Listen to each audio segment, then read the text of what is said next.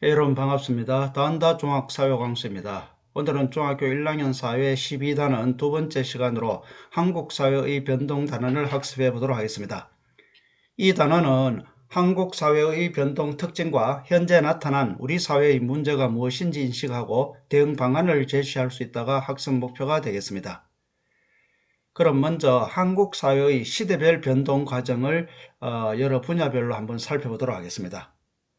먼저 우리 사회의 경제적인 이 변화를 한번 살펴보면은 우리나라는 농업사회에서 산업사회로, 산업사회에서 정보사회로 우리 사회가 변동을 했습니다. 그죠? 자, 우리나라는 1960년대 초반까지만 하더라도 농업 중심의 사회였습니다. 인구의 대부분이 농업에 종사했죠. 이때는 거의 70% 인구가 농업에 종사하는 이런 사회였습니다. 그러다가 1960년대 이후 우리나라 경제개발 정책을 시작하면서 산업사회로 바뀌었습니다. 그죠? 그래서 정부 주도의 급격한 산업화로 단기간에 우리나라가 급속한 경제 성장을 이루었는 이런 산업사회가 되었습니다. 그러다가 1980년대 후반부터 정보통신기술이 비약적으로 발전을 하면서 우리 사회가 또 정보사회, 즉 첨단산업 중심사회로 우리 사회가 변화되었다는 것입니다. 그래서 우리나라 사회는 경제적인 변동은 농업중심사회에서 산업중심사회로, 그리고 또 정보사회인 첨단중심사회로 우리 산업이 변화가 됐다는 것을 우리가 알 수 있습니다. 자, 그리고 두 번째는 우리 사회의 그 사회적 그 변화입니다. 그리고 정치적 변화를 한번 보면은 우리 사회는 1980년대 초반까지만 하더라도 우리 사회는 권위주의 사회였습니다. 자, 이 권위주의 사회는 어떤 일을 진행하는 데 있어서 권위를 내세우거나 권위에 순종하는 사고방식 또는 행동방식의 사회를 말합니다. 다시 말해서 윗사람이 명령하면은 아랫사람은 그대로 따르는 이런 이 사회를 우리는 권위주의 사회였습니다. 그러다가 우리나라는 4.19 혁명을 시작으로 시민의 자유와 권리를 찾으려는 민주화 운동이 끊임없이 지속되면서 1980년대에 민주화 운동을 계기로 해서 우리 사회가 이제 민주시민사회로 변화했습니다. 이제 상명하복이 아닌 이 토론과, 그죠? 또 우리 국민의 권리를 중시하는 이런 민주 시민 사회로 우리나라가 진입을 했다는 것입니다. 자, 다음은 우리 사회의 사회적 변화를 한번 살펴보면은 우리 사회는 1980년대 민주화되기 이전까지는 어느 폐쇄적 사회였습니다. 폐쇄적 사회, 즉 닫힌 사회라고 말합니다. 이 닫힌 사회는 남성 중심이거나 또는 수직적인 인간관계, 그리고 획일적이고 중앙 집권적인 문화가 강하게 나타나는 사회를 우리는 닫힌 사회라고 합니다. 이 닫힌 사회에서 우리나라는 1980년대 민주화 운동을 지나면서 우리 사회는 열린 사회, 다시 말해서 개방적인 사회로 바뀌었다고 할 수 있습니다. 그래서 개방적인 사회는 양성평등이 이루어지고 또 수평적인 인간관계라든지 또 다양성을 중시되는 이런 사회를 우리는 개방적인 사회, 열린 사회라고 합니다. 그리고 또 우리는 이와 더불어서 집단 중심의 사고방식 사회에서 개인 중심의 사고방식 사회로 또 우리 사회가 함께 변화가 됐죠. 그래서 우리 사회는 이와 같이 경제적으로는 농업 중심 사회에서 공업 중심 사회, 첨단 산업 중심 사회, 즉 농업 사회, 산업 사회, 정보 사회로 우리가 바뀌었고, 그리고 또 정치적으로는 권위주의 사회에서 민주시민사회로 바뀌었습니다. 그죠? 그리고 사회적으로는 폐쇄적인 사회에서 개방적인 사회, 즉 닫힌 사회에서 열린 사회, 그 다음에는 집단 중심 사회에서 개인 중심 사회로 이와 같이 경제적, 정치적, 사회적으로 우리 사회가 이런 변화를 겪어왔습니다. 자, 다음은 우리 사회가 이런 변화를 가지는 동안에 나타난 특징을 몇 가지 짚어보도록 하겠습니다. 즉, 한국 사회의 변동의 특징입니다. 자, 첫째는 우리나라는 그 정부 주도의 급속한 산업화를 이루었다는 겁니다. 그래서 한강의 기적이라고 불리웁니다. 그죠? 그래서 우리나라는 불과 50년 만에 농업사회, 산업사회, 정보사회를 모두 거쳤습니다. 그러다 보니까 우리나라는 지금 현재 나이가 많은 분들은 그냥 일생 동안에 농업, 산업, 사회, 정보 사회를 모두 겪어보고 살아가고 계십니다. 그래서 우리나라는 1960년대 이전까지만 하더라도 국제사회에서 지원을 받는 나라였죠. 그러나 이제는 50년 만에 우리나라는 세계 경제 그 10위를 넘나듭는 이런 발전을 이루었죠. 그래서 이제는 국제사회에서 다른 나라를 지원하는 나라로 바뀔 만큼 우리나라는 급격한 발전을 이루었다 하는 것이 하나의 특징입니다. 그러나 이 급격한 발전은 이 정부 주도로 이루어졌다는 것도 여러분들이 우리 변동의 특징으로 알아둬야 되겠습니다. 그 다음에 우리 또 한국 사회 변동 특징은 이 산업 구조의 고도화를 가져왔다. 우리는 1960년대 이전까지만 하더라도 1차 산업의 비중이 84%나 되었습니다. 그러나 2010년에 들어오면서 우리나라는 2, 3차 산업 중심 사회로 바뀌었죠. 그래서 2, 3차 산업이 거의 90% 이상을 차지하는 이런 산업 구조가 고도화 이루어졌다는 것이 우리 사회 변동의 또 하나의 특징입니다.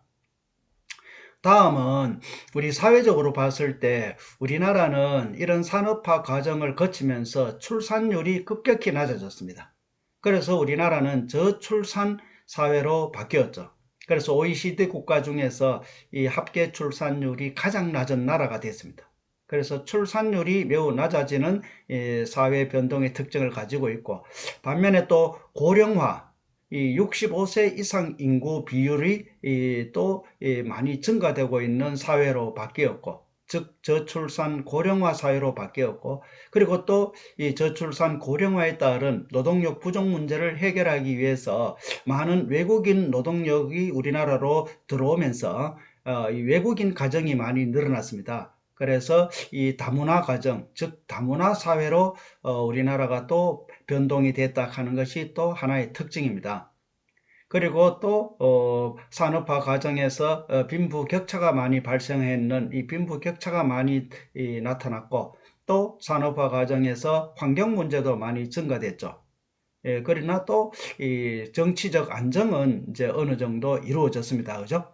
그래서 이 한국 사회의 그 변동 특징, 이 정부 주도의 급격한 발전을 이루었다. 즉 한강의 기적을 가져왔다는 게 첫째 특징. 두 번째, 또 산업 구조가 고도화됐다는 거. 그러나 또 출산율이 매우 낮아졌다는 거. 또 이 고령 인구가 많이 늘어났다는 거. 또 다문화 가정이 많이 늘어났다는 거. 빈부 격차가 많이 또 발생했다는 거. 환경 문제가 지금 많이 야기되고 있다는 거. 이런 정치적 또 안정을 어느 정도 이루었다는 것. 이런 것들이 한국 사회의 그 변동으로 나타나는 특징을 할 수 있습니다. 자, 다음은 우리나라 사회 변동에서 가장 심각한 문제라고도 할 수 있는 큰 변화가 들려면은 당연히 저출산과 고령화 사회겠죠. 자, 우리나라의 그 합계 출산율에 대해서 알아보겠습니다. 이 합계 출산율이라 그러면은 한 여성이 평생 동안 이 가임 기간에 낳는 자녀 수를 우리는 합계 출산율이라 그럽니다. 그래서 1960년대까지만 하더라도 합계 출산율이 6명이 넘었습니다. 즉 한 여성이 평생 동안에 6명의 자녀를 낳는다는 거죠. 이 합계 출산율이 산업화가 이루어지면서 급격히 낮아집니다. 그래서 2020년에는 0.84까지 낮아졌죠. 즉 한 여성이 평생 동안 자녀 한 명도 이제는 안 낳는다는 거죠, 평균. 그래서 현재 2020년에 0.84입니다. 그러면 현재 같으면은 0.7도로 들어왔겠죠. 그래서 2022년에는 0.78명이라고 합니다. 자, 이와 같이 합계 출산율이 우리나라는 급격히 낮아졌습니다. 자, 그 다음에 고령화율을 한번 보면은, 자, 이 고령화율은 1970년에 65세 이상 인구 비율이 전체 인구의 3% 정도 됐습니다. 그러다가 2020년에는 15.7%까지 이 65세 이상 인구 비율이 증가하였죠. 자, 우리가 일반적으로 이 고령화 사회는 전체 노인 인구 비율이 7% 이상이 된 사회를 우리는 고령화 사회라고 합니다. 그래서 우리나라는 도표에서 보다시피 2000년도에 7.2%로 7% 이상 되었죠. 즉 우리나라는 2000년에 고령화 사회로 진입을 했다, 이렇게 얘기할 수 있습니다. 다음에는 14% 이상의 그 65세 이상 인구 비율이 나타나면은 이런 사회를 우리는 고령 사회라고 합니다. 고령 사회로 하는데 우리나라 2015년에 65세 이상 인구 비율이 14.3%로 14% 이상 되었죠. 그래서 우리나라는 2015년에 고령 사회로 진입했다라고 할 수 있습니다. 그리고 또 전체 인구의 65세 이상 인구 비율이 20% 이상을 차지하는 사회를 초고령 사회로 합니다. 현재 우리나라는 2023년에 18.4% 정도가 노인 인구 비율입니다. 아직 20%는 안 됐지만은 거의 육박을 했죠. 그래서 우리나라는 2025년에 초고령 사회로 진입할 것으로 예상이 됩니다. 자, 그럼 우리나라 사회가 왜 이와 같이 출산율이 낮아지고 고령화율이 높아지는지 그 원인과 대책에 대해서 한번 살펴보도록 하겠습니다. 자, 우리나라 출산율이 이렇게 낮아지는 이유가 뭘까요? 뭐 여러 가지 이유가 있겠습니다만은 첫째, 자녀 양육비 부담의 증가입니다. 그래서 우리나라에서는 한 자녀를 독립할 때까지 키우는데 약 3억 정도가 들어간다는 통계가 있습니다. 뭐 3억 정도면은 대부분의 가정에서는 상당한 부담이 되죠. 이와 같이 자녀 양육비 부담, 그 다음에는 결혼과 가족에 대한 가치관의 변화를 또 원인으로 들 수 있습니다. 자, 꼭 결혼을 해야 되느냐, 꼭 자녀를 출산해야 되느냐, 또 이 결혼의 연령도 많이 늦어지고 있죠. 이런 것들이 출산율이 낮아지는 하나의 원인이라고 할 수 있습니다. 그리고 또 여성의 사회 진출이 늘어나면서 맞벌이 부부가 증가했죠. 그래서 자녀는 누가 키우고 어떻게 키우느냐, 자, 이 문제가 해결되지 않으면은 이 출산율이 낮아질 수밖에 없습니다. 그죠? 자, 그리고 또 개인의 행복 추구입니다. 과거에 자녀를 많이 낳았을 때는 자녀를 키우는데 시간과 비용이 많이 투자되어서 어느 정도 개인의 희생이 이루어졌죠. 그래서 이제는 꼭 그렇게 할 필요가 있느냐, 개인의 행복 추구가 중시되면서 또 출산율이 낮아지게 되었습니다. 이와 같이 출산율은 자녀 양육비 부담의 증가, 결혼과 가족에 대한 가치관의 변화, 맞벌이 부부의 증가, 개인의 행복 추구, 이런 것들이 출산율이 낮아지는 원인으로 생각해 볼 수 있습니다. 자, 그러면은 대책에는 어떤 것들이 있을까요? 자, 대책으로는 일과 가정이 양립할 수 있는 이런 제도를 많이 확충하는 거죠. 다시 말해서 육아휴직 제도라든지 육아 보육비 지원이라든지 육아시설 확충이라든지, 그죠? 또 출산에 대한 또 우리 이 개인의 어떤 인식 전환이라든지 또 이 국가의 출산 장려 정책, 이런 것들이 대책으로 우리가 생각해 볼 수 있습니다. 그죠? 그래서 이 출산이 낮아지는 문제는 한 개인의 문제로만 생각할 수 없죠. 그래서 이거는 개인과 국가가 함께 고민해서 반드시 해결해야 할 문제라고 우리가 생각해 볼 수 있습니다. 자, 다음은 고령화의 대책과 원인을 알아보겠습니다. 자, 이 고령화의 원인은 의학의 발달이라든지 위생시설 증가, 생활 수준 향상으로 평균 수명이 연장되어서 65세 이상 노인 인구 비율이 많이 늘어나겠죠. 요즘은 100세 시대입니다. 그러다 보니까 65세 이상 인구는 수가 늘어날 수밖에 없죠. 자, 이게 하나의 원인으로 우리가 생각해 볼 수 있고, 대책은 어떻게 해야 될까요? 그렇죠.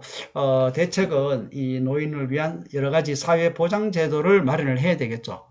그리고 또 노인 복지 시설이라든지 또 노인도 일을 할 수 있는 노인은 일을 해야 되겠죠.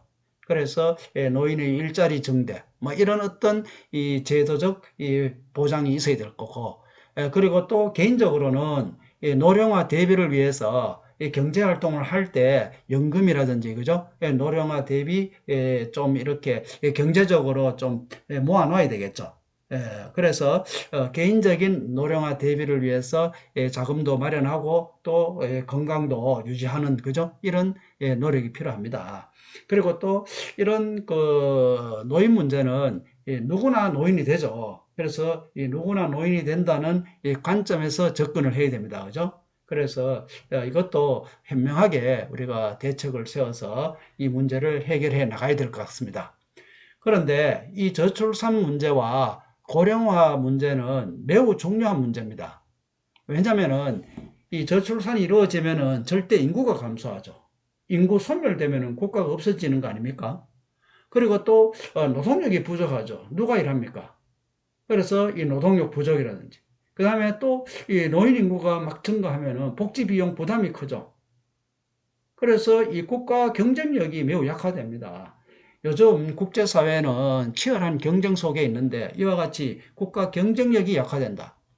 그러면은 우리나라의 미래를 보장할 수가 없는 겁니다. 그죠?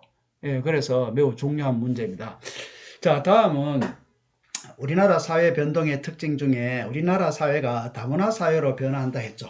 그래서 이 다문화 사회에 대해서 간단히 알아보도록 하겠습니다. 자, 이 다문화 사회는 다양한 언어와 문화를 가진 다양한 인종의 사람들이 함께 어우러져 살아가는 사회를 다문화 사회라고 합니다. 자, 우리나라가 다문화 사회로 변화하게 된 원인은 세계화로 인해서 취업, 이민, 유학 등 외국인 거주자가 우리나라로 많이 들어왔죠. 예, 그래서 특히 우리나라가 저출산 문제로 노동력이 부족해지고, 그죠? 그래서 또 우리나라의 경제 발전과 더불어서 국내 노동 가치가 매우 높아졌죠. 그래서 이 저렴한 가격을 가진 외국인 노동자를 많이 들여오고 있습니다. 예, 그래서 이 세계화로 인해서 우리나라에 외국인들이 많이 거주하게 됐죠. 그래서 이 결혼도 하고 해서 다문화 가정, 다문화 사회로 변하게 되지 않았나 이렇게 생각을 합니다. 그래서 이 우리나라가 다문화 사회가 되면서 이 긍정적인 영향과 부정적인 영향이 있는데 뭐 여러 가지가 있겠지만은 긍정적인 영향으로는 우리 사회를 문화적으로 풍부하게 하는데 이바지를 한다는 것. 여러 다른 문화를 우리가 가까이서 접할 수 있다는 것. 또 함께 생활한다는 거죠. 그 다음에는 노동력 부족 문제를 해소하여 국가 경제 발전에 이바지할 수 있다는 겁니다.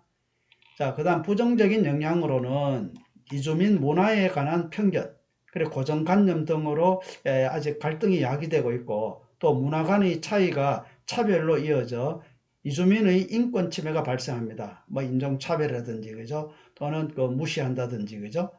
또 이런 불법 이민자 또 많이 생겨나면서 또 이 사회 범죄 문제라든지 그죠? 막 이런 것들이 하나의 부정적인 영향으로 우리 사회가 가지고 있는 겁니다. 자, 그러면은 어떻게 서로 공존할 수 있느냐? 뭐 서로 이해해야 되겠죠. 예, 문화의 다양성을 이해하고 다른 민족과 문화를 포용하는 관용의 자세를 가져야 되겠습니다.